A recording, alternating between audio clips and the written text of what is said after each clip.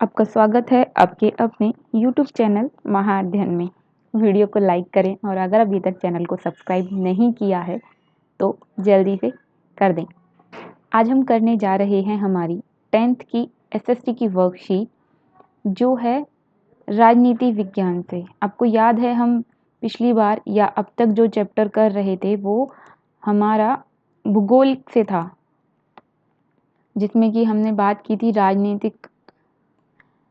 हमने बात की थी राष्ट्रीय जीवन रेखाओं की, राष्ट्रीय अर्थव्यवस्था की जीवन रेखाओं की हमने बात की थी।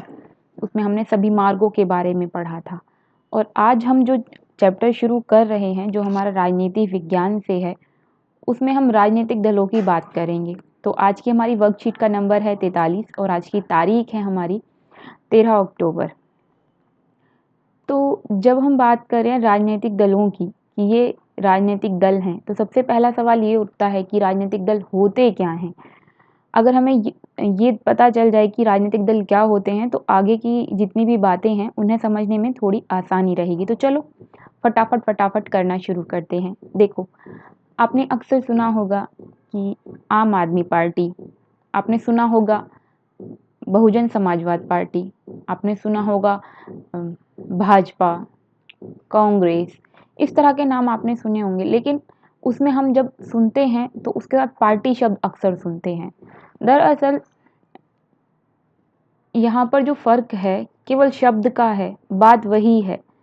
ये सभी जो नाम मैंने लिए ये राजनीतिक दलों के नाम हैं। दल मतलब होता है समूह। आप सभी अच्छे तरीके से जानते हैं दल का अर्थ होता है समूह, एक ग्रुप।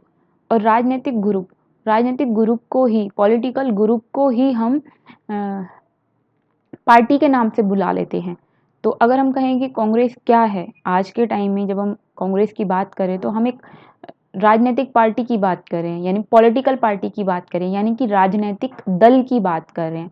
तो अब आपको समझ में आ गया होगा कि हम किस चीज़ के बारे में बात कर रहे हैं। हम अगर कांग्रेस की बात कर रहे हैं, आम आदमी पार्टी की बात कर रहे हैं, तो कुल मिलाकर हम राजनीतिक दलों की बात कर रहे हैं। तो अगर हम परिभाषिक शब्दावली को देखें कि परिभाषा अगर हम देंगे कि राजनीतिक दल का क्या अर्थ है तो किस तरह देंगे, तो चलो देखते हैं।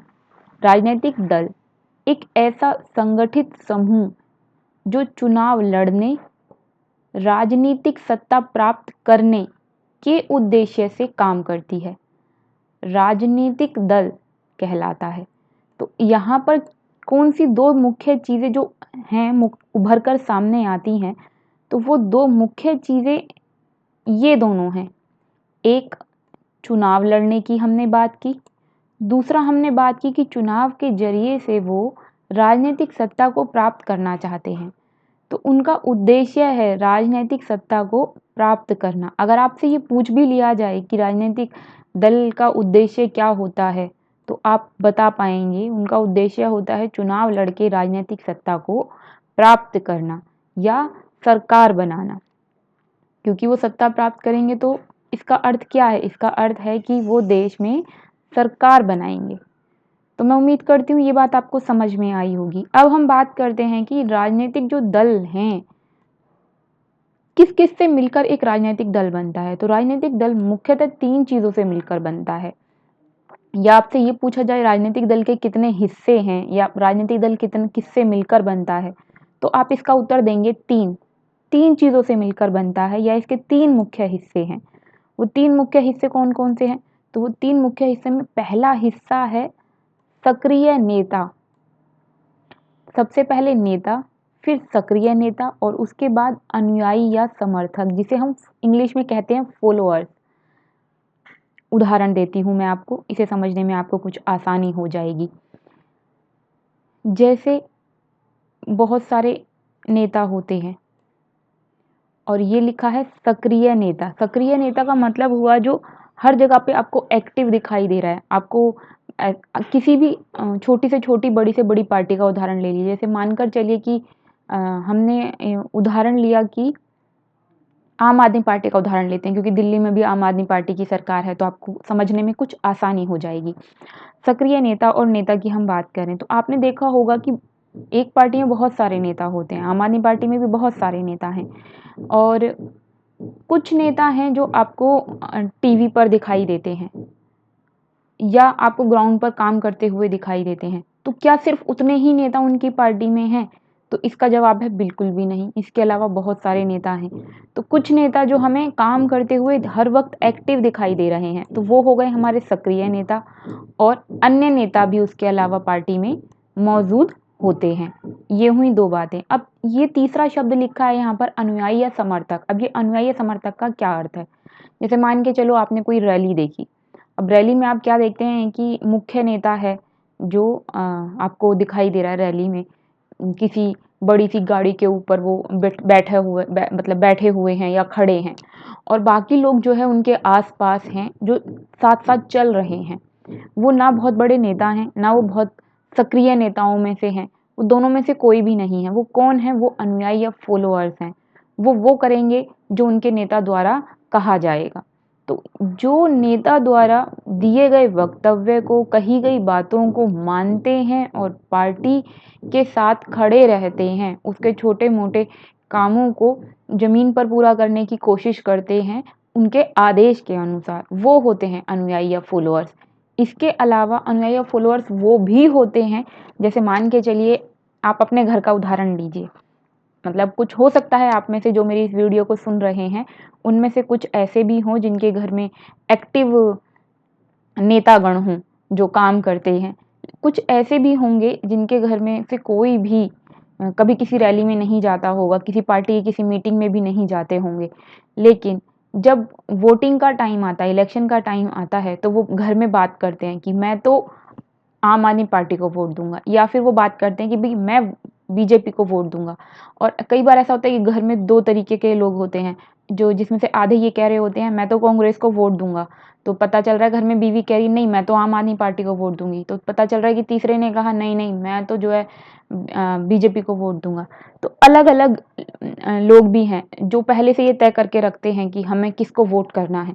तो हम किसी को वोट कर रहे हैं, और कुछ लोग ऐसे होते हैं जिनके वोट बदलते रहते हैं, लेकिन कुछ ऐसे होते हैं जिन्होंने ये तय कर लिया है कि हम हमेशा आम आदमी पार्टी को ही वोट करेंगे, या हम हमेशा बीजेपी को ही वोट करेंगे, या हम हमेशा बहुजन समाजवाद पार्टी को ही वोट करेंगे, या कांग्रेस को ही वोट करेंगे। तो ऐसे लोग हैं अनुयायी या समर्थक, जो हमेशा अनुयायी में आपको 2 तरीके के लोग दिखाई दे रहे हैं, जो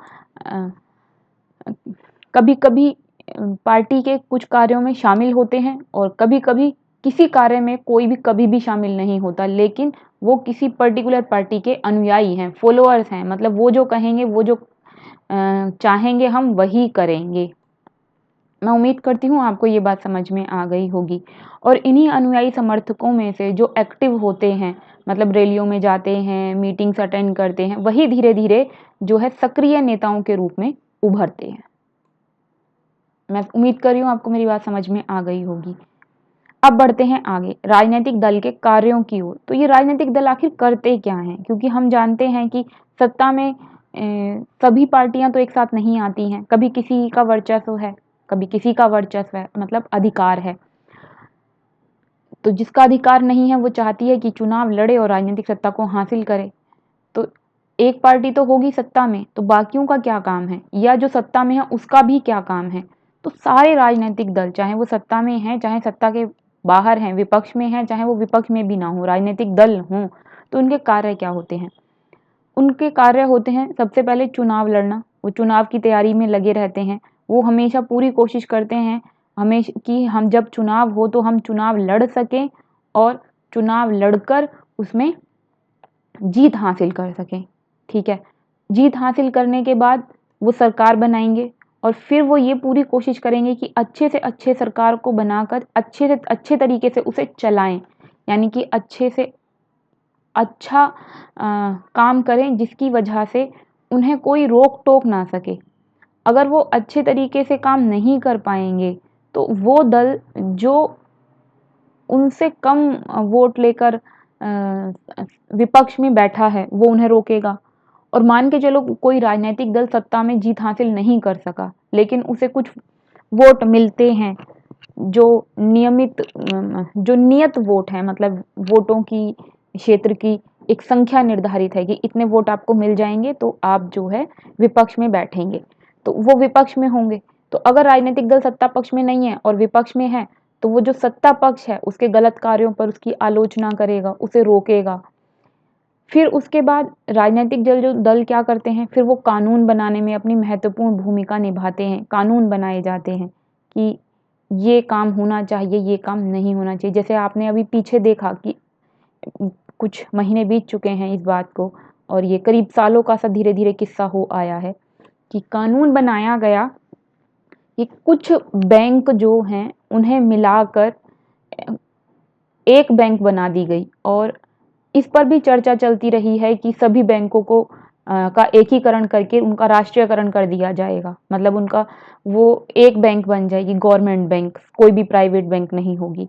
तो प्राइवेटाइजेशन खत्म हो जाएगा बैंक का, और वो गवर्नमेंट के अंडर में आ जाएंगी। और बिल्कुल इसी तरीके से आपने कानून बना हुआ देखा कि रेलवे है, रेलवे का पहले रेलवे गवर्नमेंट के अंडर में थी, अभी कुछ समय पहले, कुछ महीनों पहले रेलवे का जो है वो प्राइवेटाइजेशन कर दिया। पीछे हम कोई चैप्टर कर रहे थे, मैंने तब आपको बताया था कि प्राइवेटाइजेशन की वजह से जो टिकट हमें प्लेटफॉर्म टिकट 5 रुपये 3 रुपये में मिलता था, आज उसकी राशि जो है वो 50 रुपये में बदल गई है। तो ये किस तरीके से हो पाया? कानून बनाया पहले। ऐसा नहीं है कि अब सत्ता में बैठे हैं, आपने जो कह दिया वो हो जाएगा, आपको कानून बनाना पड़ेगा। तो किन कानूनों की ज़रूरत है, कौन से कानून बनाए जाने चाहिए, ये सब तय करके राजनीतिक दल जो हैं वो कानून बनाते हैं। अलग अलग तरह के कानून, जैसे जम्मू और कश्मीर को लेकर कानून बनाया गया। अभी आपको पता है वहाँ पर जो है एक केंद्र शासित प्रदेश बन गया है और एक अन्य राज्य बना दिया। ये सभी कहानी आपको पता है, मुझे लगता है अभी उस पर विस्तृत चर्चा की आवश्यकता नहीं है, याद दिलाना आपको काफ़ी होगा। तो वो कानून बनाया गया, फिर उन क्षेत्रों का बंटवारा करके उन्हें अलग अलग क्षेत्रों में या राज्य में या केंद्र शासित प्रदेश में बांट दिया गया। फिर अगला है जनमत का निर्माण करना। अब जनमत का निर्माण करने का क्या मतलब है? जनमत के निर्माण करने का मतलब होता है कि राजनीतिक पार्टी जो हैं वो ये कोशिश करती हैं लोग उनको पसंद करें और वोट दें। जन और मत शब्द का मतलब होता है वोट देना। चुनाव के समय जो वोट हासिल किया जाता है वही है मत। जनमत मतलब लोगों से वोट हासिल करना। जन मतलब लोग और मत मतलब वोट। तो लोगों से वोट हासिल करने के लिए जनमत का निर्माण करने का मतलब है कि वो इस तरह की अपनी छवि बनाते हैं कि लोग उन्हें पसंद करें और इलेक्शन के वक्त पर उन्हें वोट करें। तो ये सारे काम करते हैं राजनीतिक दल। तो चलो फटाफट से एक बार रिवाइज कर लो कि क्या क्या करते हैं। सबसे पहले राजनीतिक दल के जो कार्य हैं वो चुनाव लड़ते हैं, चुनाव लड़कर जीत हासिल करना चाहते हैं, एक बात। दूसरी बात, जीत हासिल करने के बाद वो सत्ता पक्ष में आकर सरकार बनाना चाहते हैं और उसे अच्छे से अच्छे तरीके से चलाना चाहते हैं, दो बात हो गई। फिर तीसरी बात, अगर वो जीत हासिल नहीं कर पाते हैं और विपक्ष में हैं तो विपक्ष बनकर वो अच्छी से अच्छी भूमिका अदा करना चाहते हैं ताकि सरकार जो भी अगर कोई गलत निर्णय लेना चाहती है, सत्ता पक्ष कोई गलत निर्णय लेना चाहता है तो उसे रोक सके। तीन बात हो गई। फिर चौथी बात, वो कानून बनाते हैं देश के लिए, जिन कानूनों की ज़रूरत है उन कानूनों को बनाते हैं। चार बातें हो गई। फिर पांचवी बात, वो लोगों के बीच जनमत का निर्माण करते हैं ताकि लोग उन्हें इलेक्शन के वक्त वोट दें, उन्हें जीत हासिल हो सके और वो फिर सत्ता में आ सकें या सरकार बना सकें। तो ये थी 5 बातें, मुझे लगता है आपको याद हो गई होंगी, बहुत आसान सी बातें थी। अब बात करते हैं कि हमें राजनीतिक दलों की आवश्यकता क्यों है। ये बड़ा सवाल है कि हमें राजनीतिक दलों की आवश्यकता क्यों है।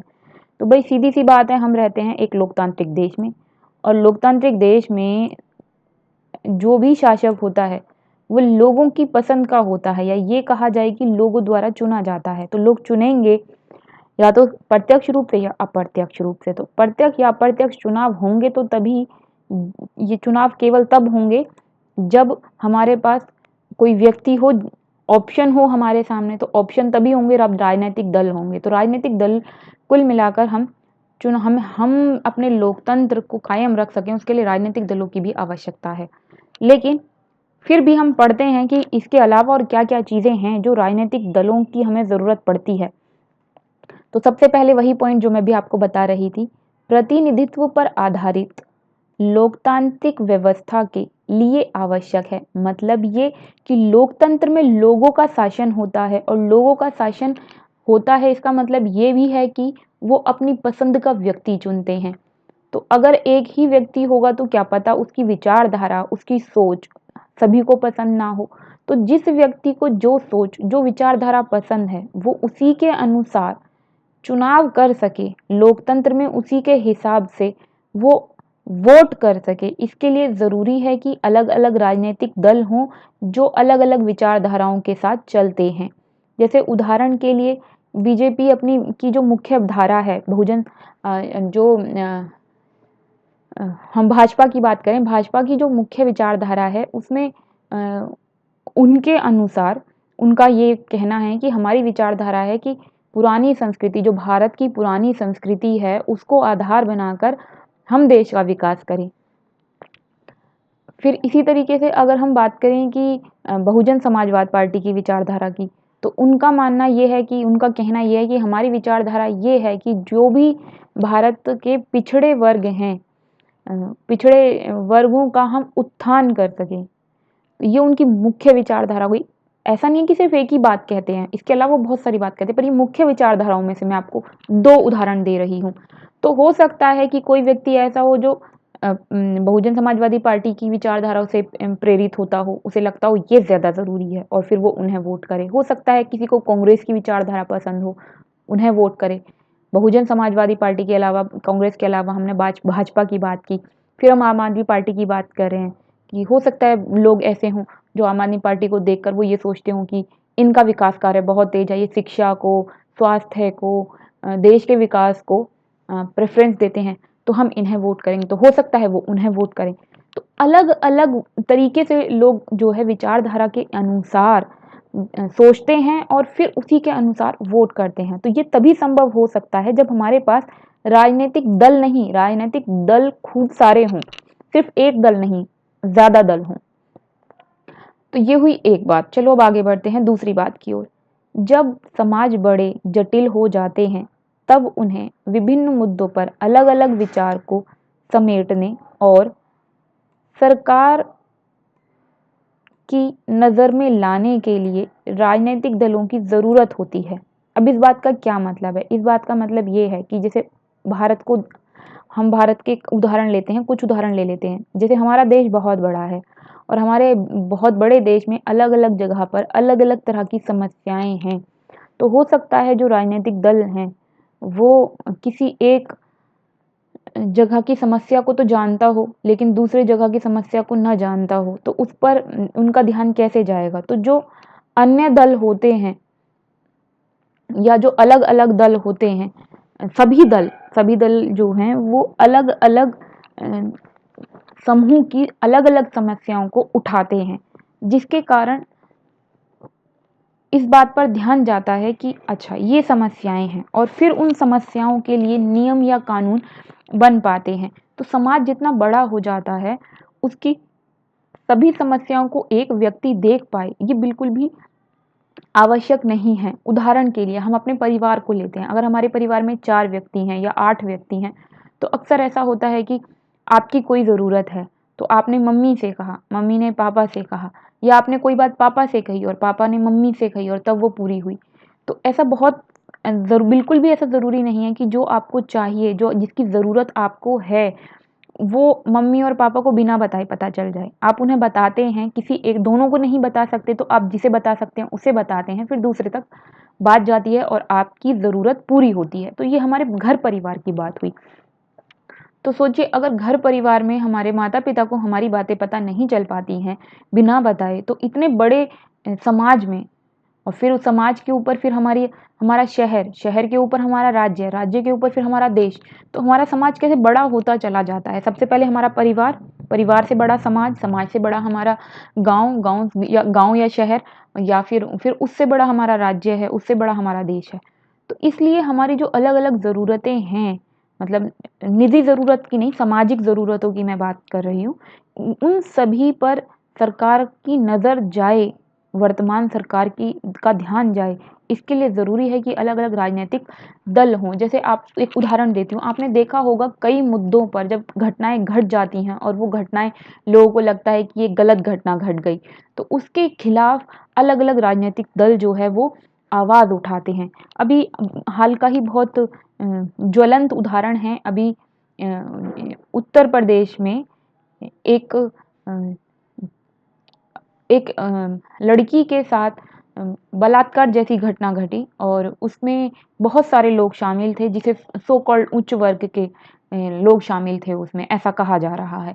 और मीडिया ने इस बात को उठाया और मीडिया के साथ साथ अलग अलग राजनीतिक दलों ने रैली इस पर रैली निकालने, मतलब रैली तो नहीं निकाली जा सकती इस वक्त, अलग अलग दलों ने वहां जाकर या मीडिया में जाकर इस पर बात की। तो अलग अलग दल, मतलब कांग्रेस अलग इस पर अपने बयान दे रही है, आम आदमी पार्टी ने के लोगों ने के नेताओं ने भी वहां जाकर अपनी बात को रखा या उनका साथ देने की कोशिश की, जो पीड़ित वर्ग है। और इसके अलावा अब दूसरी पार्टियों को भी देख सकते हैं, बहुजन समाजवादी पार्टी या के भी नेताओं ने, तो अलग अलग दलों के नेता वहां जा रहे हैं। जब वो नेता जा रहे हैं उनके साथ मीडिया भी जा रही है और वो समस्या सरकार के सामने आ रही है कि सरकार से कहाँ कमी रह गई, सरकार से या सरकार के जो दूसरे हिस्से हैं, नौकरशाही, मैंने जैसे हम बात करते हैं कि सरकार का एक अंग है कार्यपालिका और कार्यपालिका का एक अंग है नौकरशाह, तो नौकरशाहों से कहाँ कमी रह गई जिसकी वजह से उस पीड़ित के साथ अन्याय हुआ और अन्याय के बाद उसे न्याय भी नहीं मिला और उसकी मृत्यु भी हो गई। तो ये एक बहुत ज्वलंत उदाहरण था। मैं समझती हूँ कि अब आप समझ गए होंगे कि अगर दूसरे राजनीतिक दल नहीं होते या दूसरे लोग उस पर प्रतिक्रिया नहीं देते तो ये बात वहीं दब जाती। यूपी के एक छोटे से गांव में घटना घटी, वो वहीं के वहीं खत्म हो जाती। आज आप दिल्ली में इतनी दूर इस बारे में जानते हैं तो वो सिर्फ इसी वजह से कि अलग अलग राजनीतिक दल काम कर रहे हैं। तो चलो फिर आगे बढ़ जाते हैं। अगला है हमारा सरकार का समर्थन करने एवं उस पर अंकुश रखने हेतु। मतलब अगर जो भी सरकार है, अगर वो कोई अच्छा काम करती है, कोई अच्छा फैसला लेती है, तो सब लोग उसमें अपना समर्थन देते हैं कि हाँ ठीक है, इस काम को कर दो, ये अच्छा है। लेकिन अगर कोई काम गलत है तो उस पर सरकार को रोकने का काम भी ये राजनीतिक दल करते हैं। और किस तरह करते हैं, ये विपक्ष में बैठते हैं, भाई जिसको जीत हासिल हो गई वो सत्ता पक्ष में बैठ गया, बाकी जो जिन्होंने चुनाव लड़ा वो सब विपक्ष में बैठते हैं। तो विपक्ष में होकर वो सत्ता पक्ष के गलत कामों को होने से या गलत नियम बनाए जा रहे होते हैं तो उनको रोकते हैं। चलिए अब बढ़ते हैं आगे। अगला है हमारा कि राजनीतिक दल जो है सरकार की नीतियों पर अंकुश लगाते हैं। मतलब एक तो हमने कहा कि उसका समर्थन करते हैं और उस पर अंकुश रखते हैं, अब वही अंकुश रखने वाली बात नीतियों पर भी लागू है। तो भाई ये एक ही दो बात हो गई, इन्हें हम दो अलग अलग पॉइंटों में बांट सकते हैं। एक पॉइंट में हम कहें कि सरकार का समर्थन करते हैं, दूसरे पॉइंट में हम कहें कि सरकार की नीतियों पर अंकुश लगाते हैं। इन्हें दो पॉइंट ऐसे अलग अलग कर लीजिए, यहाँ पर से एक ही बना दिया गया है। तो सरकार का समर्थन करते हैं सही कामों में और सरकार का गलत कामों पर अंकुश लगाते हैं, मतलब उसे रोकने की हर संभव कोशिश करते हैं। वो मीडिया के थ्रू, धरने के थ्रू और रैलियों के द्वारा और दूसरे बहुत सारी जरियों से, तरीकों से वो सरकार की किसी भी नीति पर जो गलत है या उनको लगता है कि लोगों के लिए लोगों को लाभ नहीं देगी, लोगों को नुकसान देगी, तो वो उस पर अंकुश लगाते हैं। चलो अब बढ़ते हैं आगे। देश के प्रति उत्तरदायी सरकार के लिए आवश्यक है। मतलब ये कि एक उत्तरदायी सरकार वो होती है जो लोगों को समझ सके, लोगों की तकलीफ़ों को समझ सके, ज़रूरतों को समझ सके और उसके हिसाब से देश के विकास के लिए नियम बना सके। तो एक उत्तरदायी सरकार ऐसी सरकार होती है। तो ये कैसे संभव होगा? ये संभव होगा एक राजनीतिक दल से। एक राजनीतिक दल किसी एक जगह विशेष से नहीं होता, वो फैला हुआ होता है। चाहे आप एक राज्य की बात कर लें, एक राज्य में अगर एक पार्टी है तो पूरे राज्य के अलग अलग कोनों से उसमें लोग शामिल होते हैं, जो सेंटर में व्यक्ति है या सेंटर में जो नेता है उस तक सारी समस्याओं को लेकर आते हैं और फिर उसके अनुसार नियम बनाए जा सकते हैं। इसी तरह पूरे देश का भी है। पूरे देश के अलग अलग भागों में फैले हुए जो राजनीतिक दल के जो छोटे छोटे अनुयायी नेता, छोटे नेता हैं, बड़े नेता हैं और उनके अनुयायी हैं, वो समस्याओं को सीढ़ीगत तरीके से, मतलब एक ने अपने से बड़े नेता को बताई, उसने अपने से बड़े नेता को, और इस तरीके से वो संसद तक समस्या पहुंचती है और फिर उसके हिसाब से सरकार अगर उत्तरदायी सरकार है तो उन समस्याओं को बहुत ही गंभीरता से लेते हुए या उन ज़रूरतों को गंभीरता से लेते हुए उन पर नियम बनाती है। उदाहरण के लिए मानकर चलिए कि जैसे 3 तलाक वाले कानून का उदाहरण ले लेते हैं कि ये समस्या बहुत पुरानी समस्या थी। मैं बता देती हूँ, सिर्फ़ मुझे लगता है ज़्यादातर बच्चों को इस बारे में पता होगा, नहीं पता है तो मैं एक बार रिपीट करती हूँ। 3 तलाक वाली 3 ये आपको याद होगा कि मुस्लिम धर्म में अगर पति स्त्री को मतलब अपनी पत्नी को 3 बार तलाक, तलाक, तलाक कह देता है, तो उनके बीच तलाक हो जाता था। मतलब सोच के देखिए कि एक तलाक लेने के लिए पूरी लंबी प्रक्रिया होती है जिसमें डिवोर्स जिसे हम कहते हैं अंग्रेजी में डिवोर्स, और उसका केस चलता है पहले कोर्ट में, फिर कहीं जाकर फिर तलाक होता है, और जिसमें कि ये नियम है कि 6 महीने तक तो तलाक के लिए आप अर्जी भी देंगे तो वो खारिज हो जाएगी, आपको 6 महीने के बाद ही तलाक की प्रक्रिया शुरू होगी। तो कहाँ तो भारत के सभी लोग इस नियम का पालन करते हैं कि भाई ये तलाक लेना है तो आपको पहले कोर्ट जाना होगा, कोर्ट से आपको परमिशन मिलेगी तब पति पत्नी अलग हो सकते हैं। जबकि मुस्लिम धर्म के अनुसार स्त्रियों की स्थिति या स्त्रियों को इस समस्या का सामना करना पड़ता था कि पति ने कह दिया तलाक, तलाक, तलाक, तो उनके बीच तलाक मान लिया गया। समाज उन्हें तलाक मान लेगा समाज के बीच, और वो फिर पति दूसरी शादी कर सकता है। भाई तलाक हो गया तो शादी कर लेगा वो, अब पहली वाली स्त्री का क्या होगा? तो ये एक बहुत बड़ी समस्या थी, और एक उत्तरदायी सरकार होने के नाते इस पर फैसला आने में या फैसले दिलाने में जो भूमिका सरकार ने निभाई हम सभी जानते हैं। हालांकि जो नियम इस तरीके के बनते हैं उसमें न्यायालय की पूरी बड़ी भूमिका है, लेकिन एक उत्तरदायी सरकार ऐसे मामलों में हस्तक्षेप करके अच्छे से अच्छा नियम बनाने का प्रयास करती है, या न्यायालय के अगर अंतर्गत आने वाला नियम है तो न्यायालय की मदद लेकर नियम बनाती है, या उनकी मदद के बिना अपनी संसद में कानूनों को पास करती है।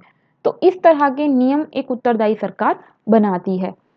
तो ये हमने उदाहरण लिया 3 तलाक का क्योंकि ये ज्वलंत उदाहरण है। इसके अलावा भी आपको अलग-अलग समय पर अलग-अलग सरकारों की मौजूदगी में बहुत सारे नियम मिल जाएँगे जो बनाए गए, जो हमारे लिए ज़रूरी थे। तो मैं उम्मीद करती हूँ आपको इतनी बातें समझ में आई होंगी, और अब हम आगे बढ़ सकते हैं अपने प्रश्न उत्तरों की ओर कि हमने क्या सीखा। तो आगे बढ़ने से पहले काम करते एक बार रिवीजन कर लेते हैं कि राजनीतिक दलों की आवश्यकता क्यों है। राजनीतिक दलों की आवश्यकता है लोकतांत्रिक व्यवस्था को बनाए रखने के लिए, मतलब लोकतांत्रिक व्यवस्था में चुनाव ज़रूरी हैं, ऑप्शन ज़रूरी हैं। तो राजनीतिक दल होंगे तभी हमारे पास चुनाव के वक्त ऑप्शन होंगे। फिर दूसरी बात, एक उत्तरदायी सरकार बनाने के लिए हमारे पास राजनीतिक दल होने चाहिए। मतलब राजनीतिक दल होंगे तो अलग-अलग समस्याएँ, अलग-अलग राजनीतिक दल होंगे तो अलग-अलग जगहों से, चाहे एक ही पार्टी हो चाहे अलग-अलग पार्टी हो, वो समस्याओं को संसद तक लेके जाएँगे। तो अलग-अलग समूह के द्वारा भी जो सत्ता पक्ष होता है, अलग-अलग जो पार्टी हैं, जो विपक्ष में हैं, उनके ज़रिए से भी वहाँ तक ये बात पहुँचती है कि किस चीज़ की ज़रूरत है, और फिर सरकार जो उत्तरदायी सरकार है वो उस पर नियम बनाती है। फिर ज़रूरत है हमें तीसरी बात सरकार का समर्थन करने के लिए, अगर वो अच्छे काम करती है। किसकी ज़रूरत है? राजनीतिक दलों की। फिर सरकार अगर कोई गलत काम कर रही है या गलत नीति बना रही है तो उस पर रोक लगाने के लिए भी हमें राजनीतिक दलों की ज़रूरत है। फिर उसके बाद पाँचवीं बात, हमारे समाज बहुत बड़े हैं और हमारी समस्याएँ संसद तक पहुँच सकें, सरकार तक पहुँच सकें, इसके लिए अलग-अलग राजनीतिक दलों की ज़रूरत है। तो ये थी आज की प्यारी सी वर्कशीट जिसमें राजनीतिक दल क्या होते हैं हमने ये जाना, राजनीतिक दल के कितने हिस्से हैं 3 हमने ये जाना, नेता, सक्रिय नेता, अनुयायी। फिर तीसरी चीज़ हमने सीखी राजनीतिक दल क्या काम करते हैं, उनके कार्य क्या हैं, तो हमने उसमें 5 कार्य पढ़े। फिर हमने कहा राजनीतिक दलों की हमें आवश्यकता क्यों है, ज़रूरत क्यों है, तो उसमें भी हमने 5 बातें पढ़ी।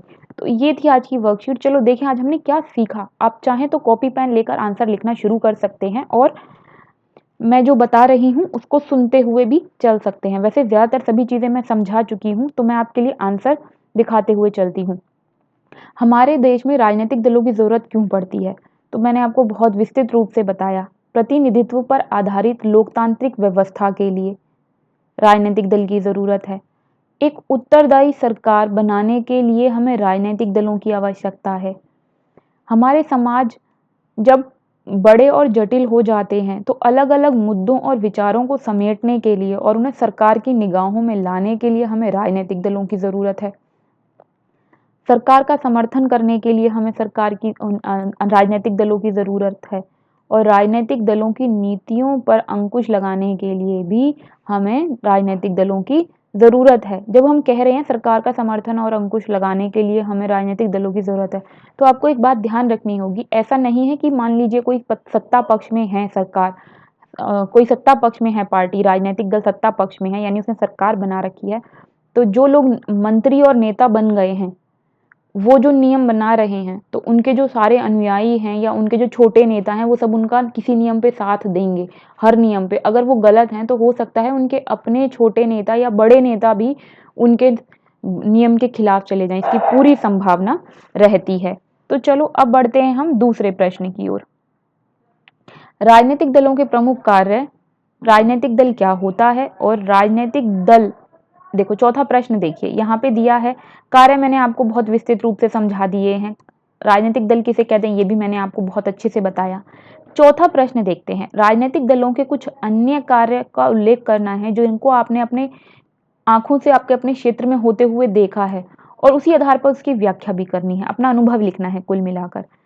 तो ये रहे आपके लिए दूसरे प्रश्न, तीसरे प्रश्न का उत्तर। चौथा प्रश्न मैं आपको बताती हूँ कि आपने देखा होगा अगर कोई प्राकृतिक या कृत्रिम आपदा आ जाती है, तो लोगों को उस वक्त मदद की ज़रूरत होती है। तो ये जो राजनीतिक दल हैं, अपने अनुयायियों के साथ लोगों को मदद पहुंचाने की पूरी कोशिश करते हैं और ऐसा करते हुए आपने इन्हें देखा होगा। फिर समाज में अवांछित घटनाओं के होने पर, अवांछित घटना जैसे मैंने आपको बलात्कार का उदाहरण दिया, इसके अलावा कुछ और घटनाएं घट जाती हैं जिन्हें हम नापसंद करते हैं कि ये नहीं होनी चाहिए, कोई नियम ऐसा बन जाता है जो अवांछित है, तो उस पर प्रदर्शन करते हैं। फिर उसके बाद लोगों के मध्य जाकर उनकी समस्याओं और आवश्यकताओं का आंकलन करते हैं। जैसे हमने कहा राजनीतिक दलों की ज़रूरत होती है कि वो लोगों की समस्याओं को जान सकें और संसद तक उन्हें पहुंचा सकें। तो ये राजनीतिक दल लोगों के बीच जाकर उनकी समस्याओं और आवश्यकताओं का पता लगाने में महत्वपूर्ण भूमिका निभाते हैं। तो ये थी आज की अच्छी सी प्यारी सी वर्कशीट। मैं उम्मीद करती हूँ कि आपको ये समझ में आई होगी। अगर मेरे विद्यार्थियों आपको कोई भी पॉइंट समझ में नहीं आया है और आप उस पर और भी कुछ जानना चाहते हैं तो कमेंट बॉक्स में लिख दें, मैं आपके प्रश्न का उत्तर यथासंभव दे दूंगी। और अगर आपको ये वीडियो पसंद आई है तो प्लीज़ आपकी वीडियो के नीचे आ रहा है लाइक का निशान, वीडियो को लाइक कर दें, क्योंकि आपके ऐसा करने से हमें मिलता है प्रोत्साहन और इन वीडियोज़ को बनाने में जो मेहनत लगती है उस मेहनत को जारी रखने की इच्छा होती है। तो चैनल को अगर आपने अभी तक सब्सक्राइब नहीं किया है तो प्लीज़ वह भी कर दें। आपकी वीडियो के नीचे आ रहा है एक रेड कलर का निशान जिस पर लिखा है सब्सक्राइब। सब्सक्राइब के बटन पर क्लिक करते ही चैनल सब्सक्राइब हो जाएगा। बेल आइकन को दबाने पर आपको वीडियोस के नोटिफिकेशन खुद ब खुद मिल जाएंगे। और इससे भी ज़रूरी बात, क्योंकि ज्ञान बांटने से बढ़ता है, इसलिए वीडियोस को अपने क्लास के फ्रेंड्स और दूसरे सेक्शंस के फ्रेंड्स के साथ शेयर करना बिल्कुल भी ना भूलें। तो फिर मिलते हैं ऐसी ही नॉलेजेबल वर्कशीट के साथ, तब तक के लिए थैंक यू।